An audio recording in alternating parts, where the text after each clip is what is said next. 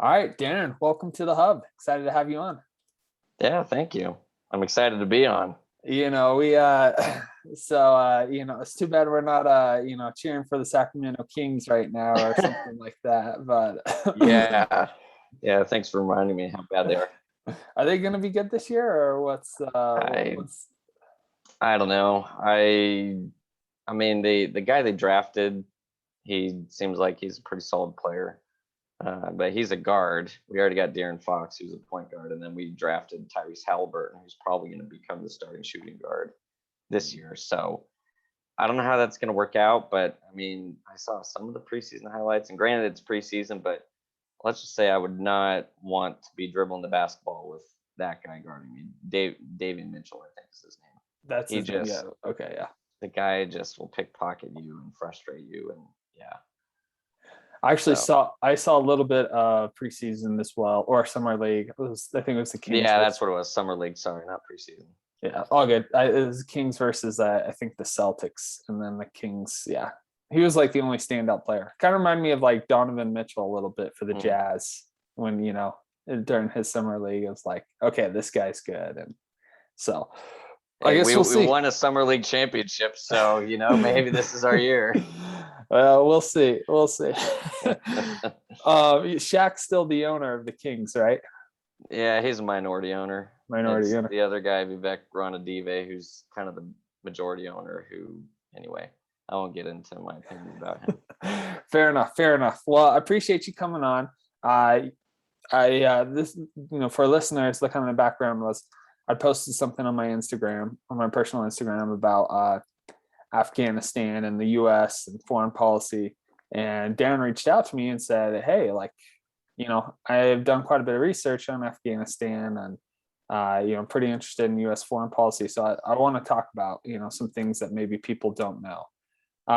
So just to kind of get started, how did you become interested in U.S. foreign policy? That seems kind of like a remote, not a remote topic for people to study, but you in college you studied business, right? You were accounting or finance? Yeah, I was an accounting major. So it Accounting makes me major. the boring guy, right? That's why I like these kind of subjects. All right. Well, yeah, maybe you needed to spice up accounting a little bit with Yeah, some there we go. geopolitics. So I guess, can you talk a little bit about your research and how you became interested in foreign policy?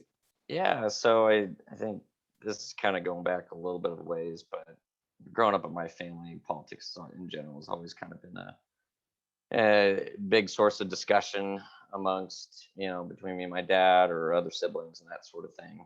My dad, he was a school board member in the elementary school district that I grew up in and attended. So that's the extent of his political career, so to speak.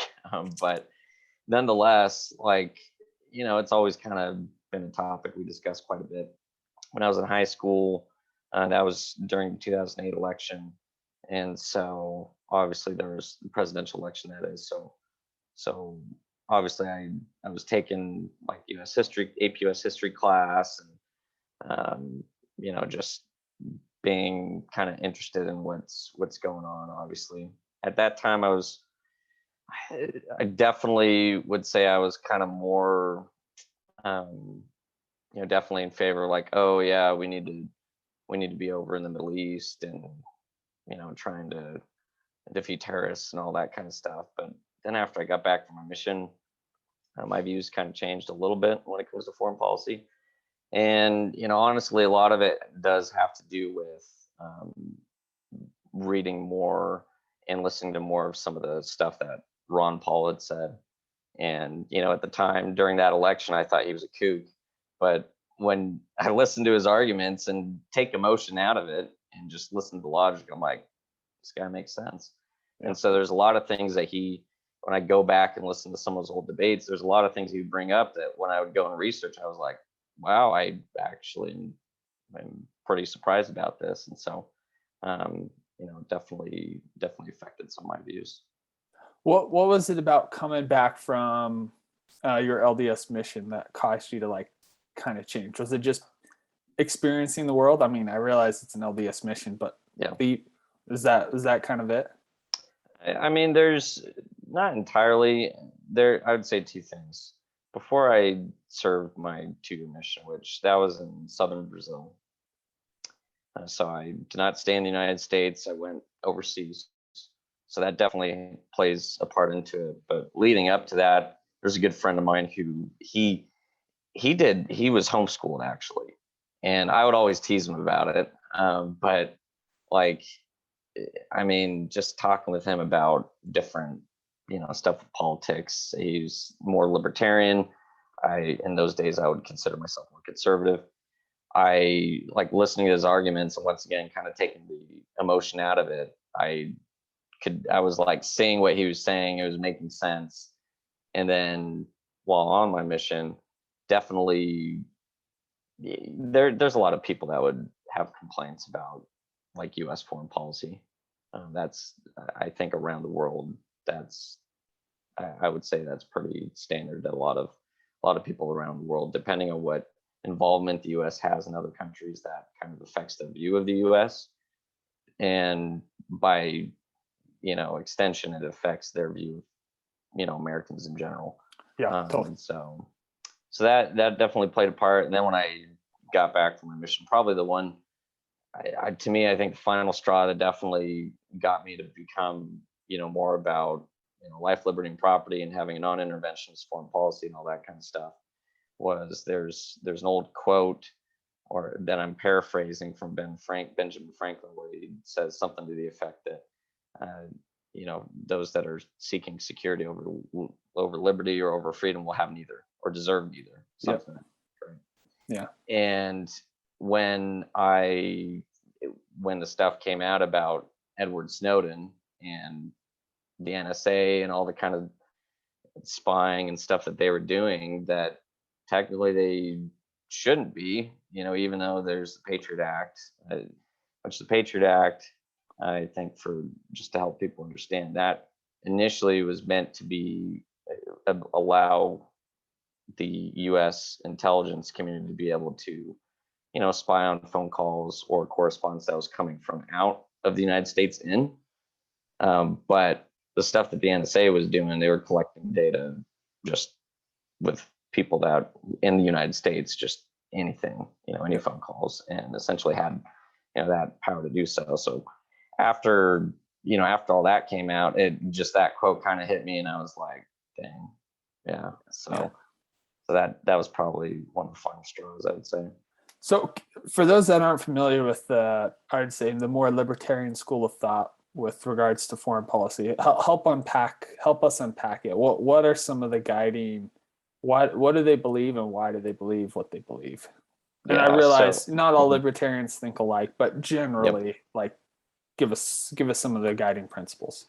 Yeah, so I would say in general, most libertarians, which maybe explaining what a libertarian is, I think in general, most libertarians, essentially believe in the idea of non-aggression. You have the right to be left alone as long as you don't affect others.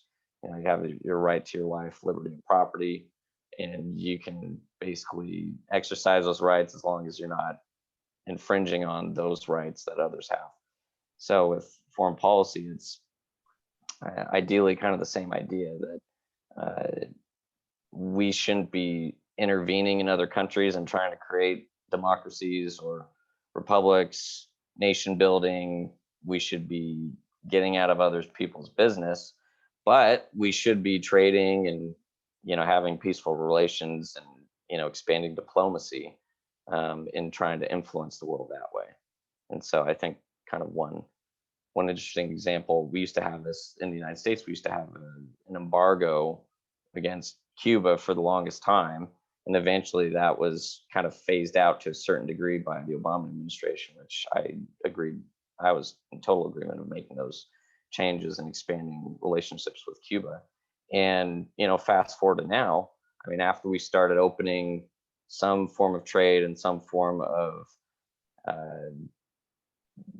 travel and tourism to Cuba, I think that's affected the country in a positive direction, being Cuba. And now, I mean, the Cubans are kind of revolting a little bit more. So I know it's not an exact one-to-one, correlation. Pandemic definitely affects it quite a bit, But in my opinion, when other countries and people in other countries are exposed to essentially those positive influence of trade and commerce and tourism from Americans, then I think by extension they eventually want to try to get, more freedom, more liberty for themselves. It's a longer process, but I mean, there's not going to be as much blowback, I would say.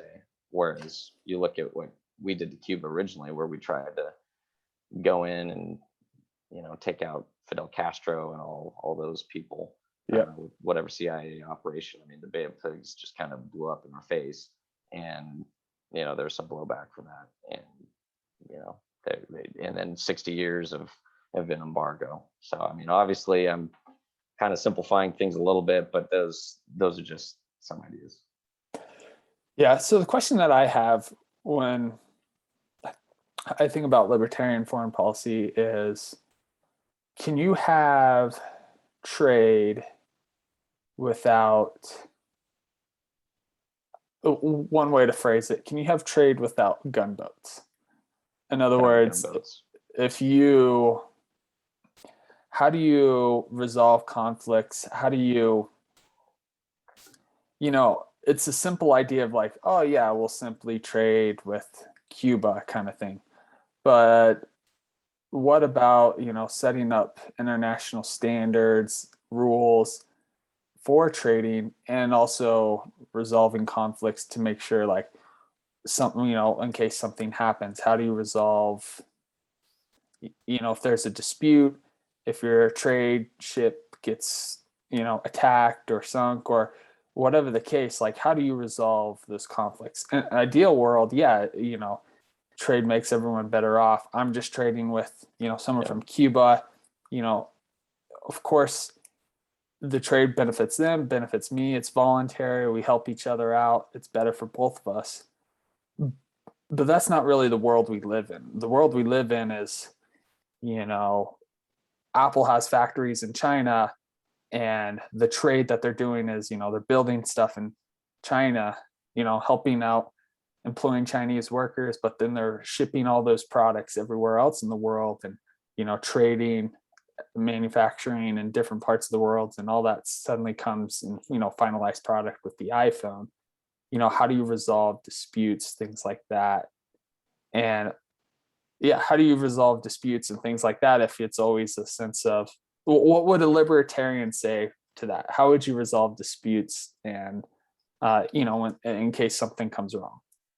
So just to make sure I understood you with the example of Apple, I mean, what's the dispute exactly? Because what I heard you say is they got factories there, they're manufacturing, they're shipping all around the world. And prior to that, you're saying, well, what if there's disputes? Are you saying if there's a dispute while they're doing that, or are you saying there is a dispute with what they're doing? No, while they're doing that. Let's say something happens where, more examples of, okay, Chinese government maybe is stealing IP technology, or someone takes over the factory. Okay. There we go. That's the example I was waiting for. So yeah, something like that. Yeah. No, those are good questions. And yes, there's probably a little bit more nuance in some of those types of examples. When it comes to IP, just kind of the way I look at it, I mean, Apple, that's their risk that they're deciding to take to build over in China. And if there's an employee that they have who's stealing something and then taken to the government, I mean, that's a risk that they have chosen to make and that they're willing to make. So I mean, in that case, to me, like I hear about some people complaining about these, the intellectual property rights and all this stuff. And don't get me wrong, I think protecting intellectual property rights is important. At the same time, if I'm building my own factory over in China, like am I going to expect that the rest of the United States, like military, or that they're going to protect my interests? I mean, to me, I see that that's a risk that I'm choosing to make. Now, where I do think it gets a little bit more interesting is, if an example, like you said, where if they're going to take over the factory, there's a few ways of looking at it. I think, yeah, in the ideal, like if we're looking at just strictly what probably most libertarians believe in my opinion, I'd be like, well, Apple has the right to have their own security and, defend themselves. If they want to hire contractors to protect their property, so be it. On the flip side, though, this is where I think the reality comes in, where I don't know how best that those kind of situations would play out, but if they got kind of their, I don't want to say military force, but if they got their own private contractors who are defending their premises, and China troops just come over and they're gonna take it over, and there's a battle.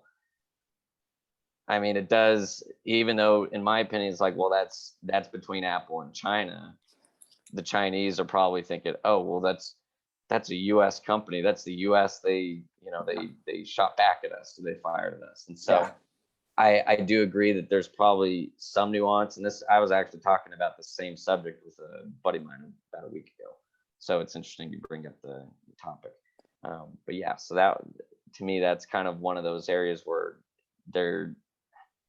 I don't know how best you would navigate that. And so I think in some aspects of trade, if in the, and this is something I actually learned I took an international trade finance class at BYU. Yep. Mostly it's just available for finance students, but and I was an accounting student, and I actually asked the professor, hey, can I take this? This interests me.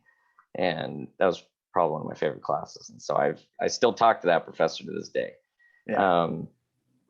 But he would talk about how a lot of times you'd have the State Department try to do some kind of diplomacy. And if there's some type of diplomatic relations through the State Department with the State Department of other countries, that's kind of how you can, I think, bridge the gap of some of those aspects. I mean, embassies are kind of viewed as like, if you attack someone's embassy, it's like you're attacking that other person's country. Right. And so I think there is an argument to be made of how you can try to extend that to different, companies that are coming over here, or companies that we have going over there, or other countries, and having them kind of viewed in somewhat of a similar manner. That to me would be the solution there, because otherwise, probably how it is at the moment, it's like, oh, well, we got, if we're talking the shipping example you gave, oh, we got our Navy all across the world, and we're helping to make sure that trade is being protected. And I would definitely say that, yeah, I think that helps to a certain degree. Do we need maybe as much of a Navy or as many military bases all around the world? That's where I would say I think we could reduce some of that. Yeah. See, I think that's kind of the point I was trying to make. I think on the margin, sure, maybe one or two less ships, or maybe, but the principle I think is, and if I look at history, I feel like most trade happens when there's strong international rules and norms for trading, so nations know how to trade. Like, I don't see, say Japan building a factory here in the US. Japan's not going to hire its own private military to protect the US factory. And They like, probably don't need to. yeah, well, why they don't need to? Yeah, why not, right? I mean, it's because the US respects, Yeah. it's the rule of law is really well established. There's a way to resolve disputes, but it seems pretty crazy thinking like, oh, Japan hiring, private military in the US protecting their property. And like the US, like we wouldn't be like, no, you're crazy. You can't hire like a military unit here. But at the same time, like if you were to take that same logic and apply it, oh, the US building a factory in China, they're going to hire its own military. It's like, no, Chinese government wouldn't let that happen. And the reason why we don't do that, right? We lower the transaction costs is because we know, hey, there's a way to resolve disputes. We have these international rules and courts and things like that. But I mean, if you think back, really the support of those courts is, uh, you know, after World War II, the U.S. setting up kind of the international standards and norms for international trade. And it's backed up by the US military. And so I always go back to that phrase, can you have international trade, like large scale international trade, without some sort of, support, military support to make sure that things happen okay? And well, and that's where I would say, if we're going to do that, then those companies, they need to pitch in a little bit more. That'd be my opinion. If they're going to use the US military to protect their interests, well, they got to pay for it. Interesting. I wouldn't say it. I mean, I wouldn't necessarily say it through taxation, but basically the military could be like, look, if you want the US flag to be protecting you, so to speak, here's what we charge. Yeah. Kind of like the East India Trading Company. I don't know. I just look at history and I'm like, I'd have to do more research on the East India Trading Company, to be honest, but yeah. Well, I kind of want to switch gears a little bit. So given those kind of guiding principles, what are your thoughts on Afghanistan? The US has been in Afghanistan for 20 years. Biden made the decision to pull out. And now we're kind of trying to evacuate Americans who are left there, as well as Afghanis who had helped us. So I guess, what are your thoughts on Afghanistan? I definitely say it was right for us to get out. And I think that, yeah, maybe the withdrawal plan was kind of botched. And that could have been done better for sure. At the same time, it's like, well, if we didn't get out now, it's like, when are we going to get out? And if and I understand it's sad we lost what was it? I think 13 troops. Yeah. Just in the last few days. That is sad. Well, why weren't we sad about the other troops that, were getting killed during these 20 years? Yeah. So to me, we were definitely right to go after bin Laden, because we were responding and retaliating against basically an offense that was made to us via 9/11. Where I think we made a mistake is that mission kind of evolved, and then it became about, well, let's try to do some nation building.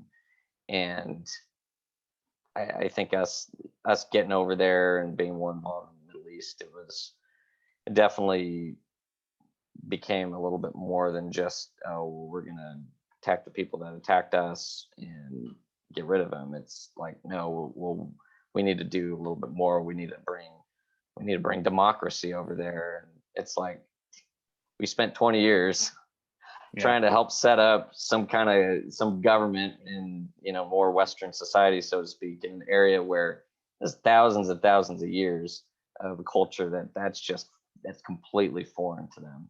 Yep. And we're trying to set that up. And then all of a sudden, when we decide, okay, you know what, you guys, we've helped train your troops, we've helped you create a government and all that, it's time for us to leave. They lost. I mean, they couldn't defend themselves. So obviously, whatever mission that we had or that was expanded to try to do nation building is completely wrong, in my opinion. So I think Biden was right for us to get out. That's something Trump was wanting to do. And so, I think I got to give those guys credit for us trying to get out.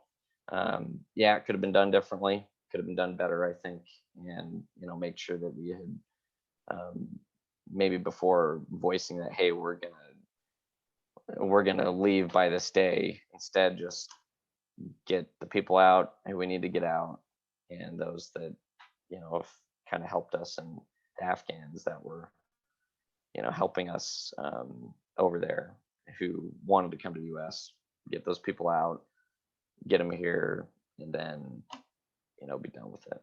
Yeah. I'm surprised you said it was the right decision to go into Afghanistan in the first place. I've talked to other people who have more libertarian thought, and they thought it was a mistake. Iraq, they definitely agree, it was a mistake, but they think Afghanistan was a mistake as well.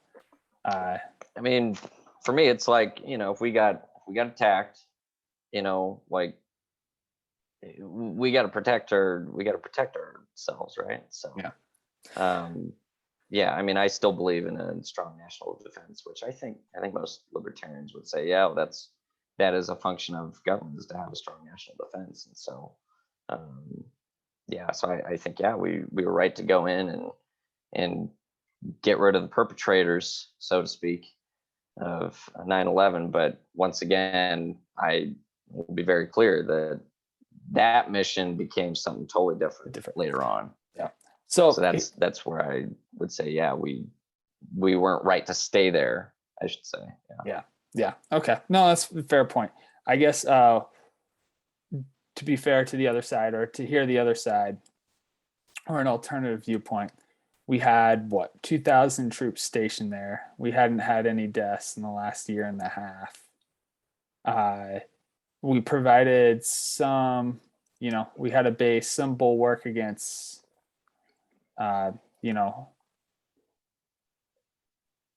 Islamic terrorists. Like Afghanistan wasn't going to turn into another terrorist training ground while we were still there. We had, we were on, how do we say it? We had a base where we could limit China and Russia's influence in the Middle East. There seems to be, a lot of positives with us maintaining a small presence there. And it hadn't cost us any deaths in the last, year and a half. It did cost a lot of money. So what would you say? What would you say to that? I would say, if you look at history, I mean, the Soviets, before Russia became Russian, it was the Soviet Union. They were over there and they lost that war. So I would say, yeah, let them have their chance and they can lose. Like, it is the graveyard of empires. That's for sure. Yeah. I mean, we would have saved money and lives by not sticking around over there so long. And so, Fair. And one thing I think that needs to be clear too is that, correct me if I'm wrong, but based on some of the research I've done, the Taliban, it's not the same as Al Qaeda. Yeah, it's not that they're like these buddy buds. I'm sure the Taliban's like, oh yeah, you guys are fighting US, okay. Like they probably don't, they probably don't care about. No, you're absolutely right, because the Taliban, we're now asking the Taliban to screen Afghanistan in. And it's like, we spent the last 20 years fighting the Taliban. And now all of a sudden there are partners to screen out ISIS-K. And so it just goes to show how quickly these, alliances. How valiant were we? Yeah. So, I mean, and I appreciate you clarifying that, because I think the last couple of days I haven't read as much about what kind of interaction we were having with the Taliban recently. But no, we're asking them to basically perform security outside the airport to make sure ISIS-K doesn't come through, which is interesting. But the other point I wanted to make is with the idea of nation building, I don't know if you've seen the Loki. Maybe I can put into more modern terms, but Loki, the Disney trailer series, or a Disney. I haven't seen it. Yeah, have you seen it? I have not. Okay, never mind then. I'll scratch it. But basically, the idea is like, okay, if you take out the head guy or woman, you leave a power vacuum, and something comes up worse in its stead. And so I think back to, like, we still have a presence and basis in Japan. After World War II, we embarked on nation building. Same with South Korea. We still have a presence and troops there, and quite a few. I mean, I think we have 30,000 troops in South Korea. And, I look at both those places, they're now strong economically, military wise, I'm not sure, but they're provide a bulwark. They're our allies over in Asia. And so, yes, nation building has a bad taste in our mouth, but we have done it in situations where it's turned out good, where we've made sure the vacuum that we created when we came in and wiped out, when we dropped a couple of atomic bombs on Japan, we didn't just, get their surrender and then leave. We stayed and made sure that whatever was built up in its stead was friendly, was to the US, and something worse didn't come up in its stead. And I wonder with Afghanistan, when people talk about nation building, it's like, yeah, we could have came in, wiped out the Taliban. I mean, pushed them back and got Osama bin Laden. What would we left a power vacuum? We saw that with ISIS in Iraq. So I don't know. There's no easy answers. And I think libertarians in general, because there's no easy answers, and they say, well, we created this mess, right? We armed the Taliban in the fight against the Soviets, back in the 80s. And so it's messy and it's complicated. And so I think a lot of times, well, we shouldn't be over there in the first place. And yeah, I guess that, sometimes we get involved when we shouldn't, but we are, we have the largest economy, the largest military. We also trade quite a bit with a lot of nations. And I don't know. I don't know if you can have that much trade and that freedom. Well, let me step in, because that's where I think we're kind of convoluting two topics. Because originally, when we were going to come on here, we were talking more specifically about like Afghanistan, nation building, trade. That's kind of a different topic. So I do like. So for that, that's kind of where I didn't have as much, I didn't prepare to talk about trade. Having said that, I still think, I don't know, I think I already went over just some of my initial thoughts on trade. Yeah. If we're talking more specific, like nation building and, going in to protect interests, so to speak, from a military standpoint, as opposed to, hey, we already have like some kind of diplomatic relations and we already have trade going on. Like, to me, those are two different things. So kind of talking about, let's talk about Japan. I mean, we didn't kill their leaders in World War II. So I think that's a little bit different. We also, and I'd have to go and look a little bit more deeply at kind of what exactly we did as far as our expectations of some of those leaders. Correct if I'm wrong. I think we had basically required that their emperor be essentially out of politics completely, or out of government, and that they established something else. We didn't kill the guy. So, if he was kind of there to help transition into that, then there's buy-in from the people of Japan, as opposed to us just kind of forcing our will and saying, look, this is exactly how you're going to do it. And we're going to kill your leaders. So I mean, that's a little bit different. South Korea, if you actually look at, I can't remember if it was a year or two ago, I think their Congress had voted, I'm saying Congress, but their whatever form of government they have, their legislator, Right. They had voted in approval of, we don't need the U.S. here anymore. Like they themselves have said, we don't need your guys' troops here anymore. And so in those scenarios, it's like, well, why do we still have here? Yeah. 30,000 troops or however many it is? Like, we're subsidizing their foreign policy. Yep. I mean, they're protecting their borders, and I think there's just there's a couple different there's some key differences in those examples that you gave, to where it lends to kind of a different argument on what was right, what was not right to do in those situations. But I mean, specifically in, like, just to make sure I'm clear about something with Afghanistan. Our mission to go over there, once again, was more to get Osama bin Laden and the other perpetrators, which was Al Qaeda, not the Taliban. Yeah. And so I think that's what the mission was, and that's what we were trying to do. And so if it expanded to us, like, oh, well, we're now going to fight the Taliban, and we're now going to try to nation build, that's where we overstepped our bounds there. So I think that vacuum wouldn't have happened if we didn't go after the Taliban. I mean, it's not like they're this rosy organization, and that's why we didn't really want to work with them at the time. But here we are now. Yeah. No, I think I think the reason why we also attacked the Taliban is because those training grounds were happening in Afghanistan while the Taliban was still in power.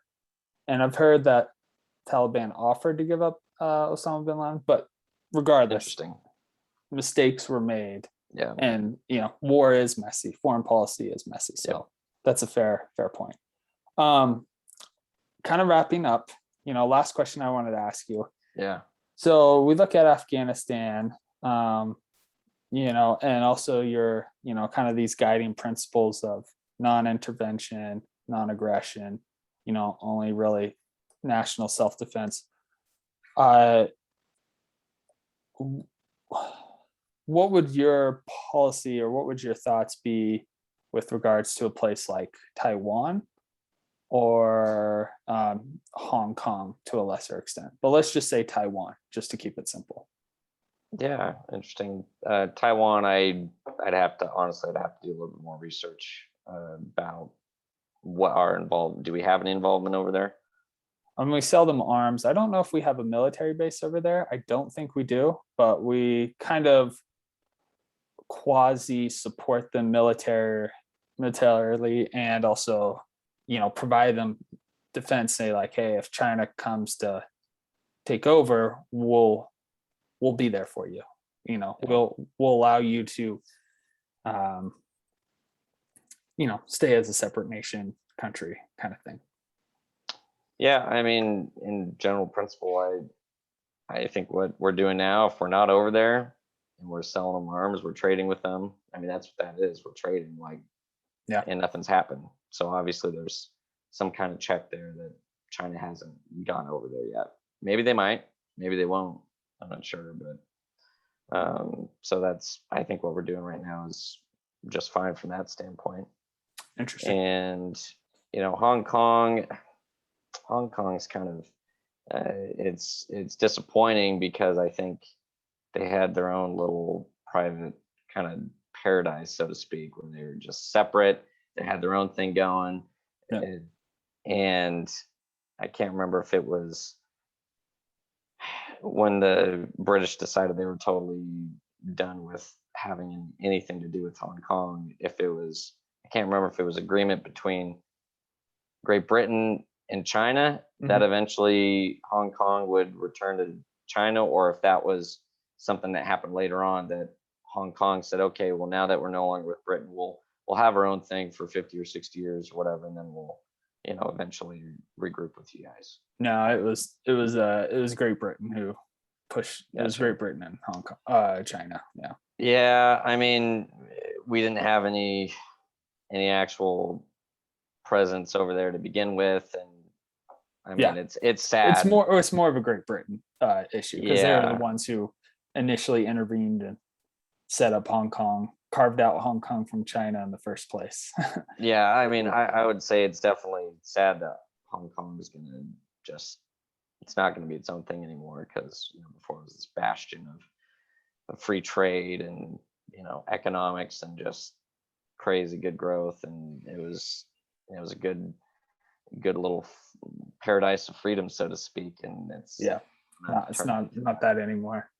So I mean, there's some arguments on, at least from an immigration standpoint, maybe we should consider providing more easy immigration from expats from Hong Kong to go over here, and I think there's an argument to be made there, because I mean, they're going to be highly skilled workers, and it gives them an option like, hey, what you used to have, it's not going to be the case anymore, but hey, that's a good point. You can come over here.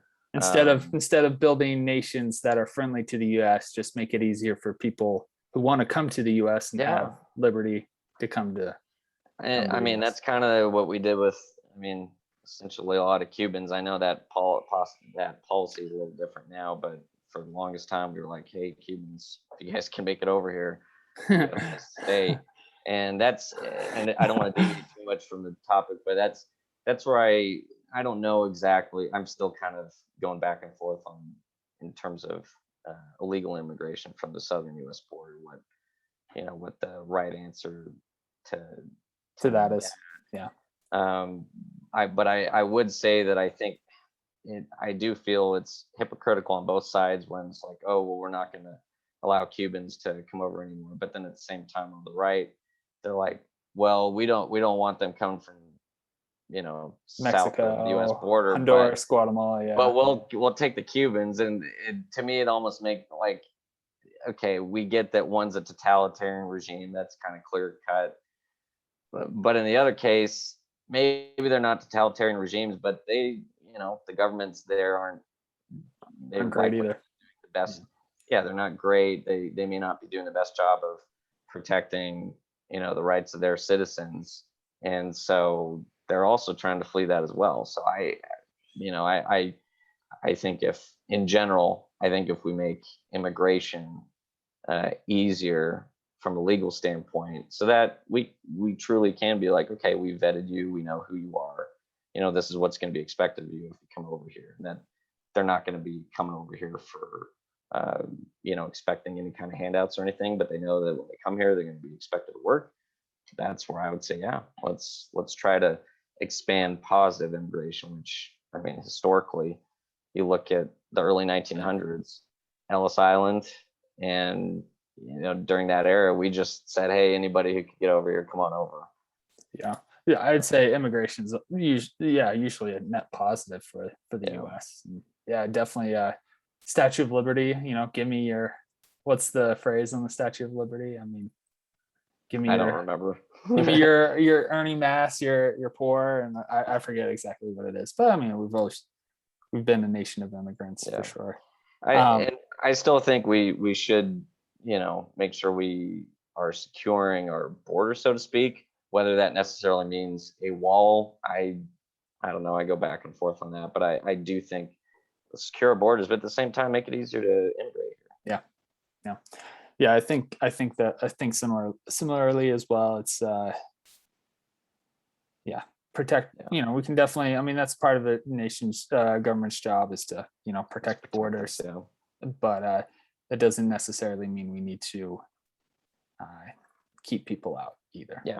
We can just make legal immigration better. It's an area ripe for better laws, better reform for sure. Well, Darren, thanks for spending some time talking to us. I foreign policy I've gone back and forth on.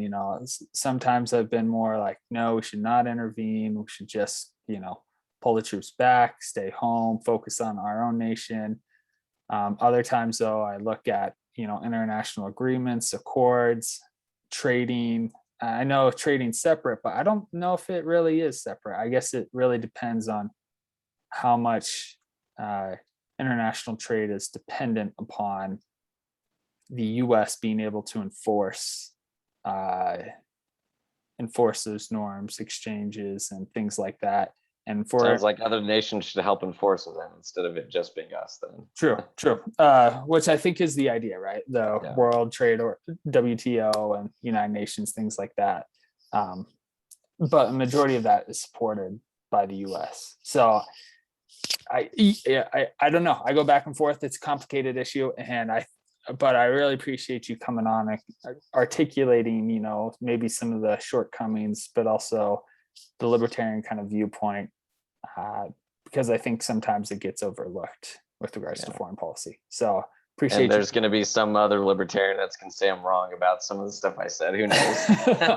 Well, that's if so, hopefully they can come on and articulate. Yeah, there we go. What their viewpoints. I mean, that's the purpose of this podcast is to, give people an opportunity to articulate why they think what they do. So anyways, thanks for taking some time. Yeah, thank you. This was fun.